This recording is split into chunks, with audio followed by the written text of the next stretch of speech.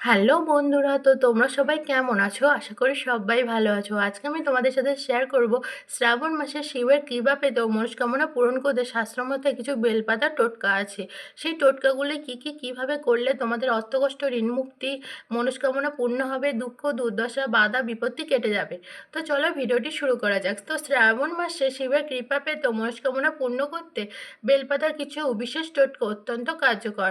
তো অর্থকষ্ট ও ঋণ মুক্তির জন্য তোমরা কি টোটকা করবে আর কিভাবে করবে? তো বেলপাতার এই টোটকাটা খুবই কার্যকর অর্থকষ্ট ঋণ মুক্তির জন্য। তো আমাদের বয়স মানে আপনার যে বয়স হয়েছে সেই বয়স অনুযায়ী সমান বেলপাতা নিন, সামান্য কাঁচা দুধ ও তাতে জল মিশিয়ে নিন।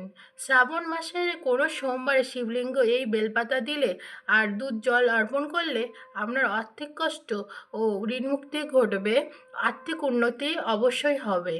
তো শাস্ত্র অনুযায়ী এটাই বলা আছে। তারপর মনস্কামনা পূরণের জন্য আরেকটি বিশেষ টোটকা হলো মোট 1008টি বেলপাতা সংগ্রহ করতে হবে।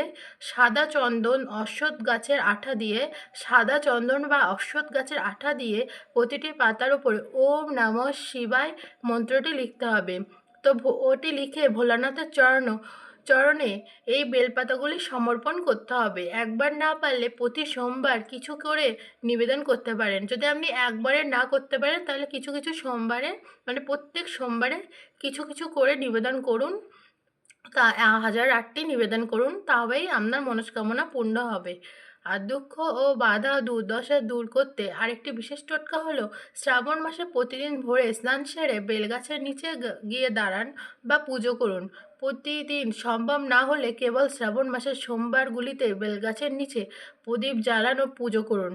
আরেকটি বিশেষ টোটকা আছে, যেটি হচ্ছে বেলগাছের নিচে যদি আপনি স্নান করেন, যদি চ্যান করেন বা স্নান করেন, তাহলে আপনার আর্থিক দুর্দশা, দুঃখ, কষ্ট অনেক দূর হয়ে যায়। এটি শাস্ত্রমতে বলা আছে। যদি ভিডিওটি ভালো লাগে তবে অবশ্যই সাবস্ক্রাইব করুন, লাইক করুন, কমেন্ট করুন। ধন্যবাদ।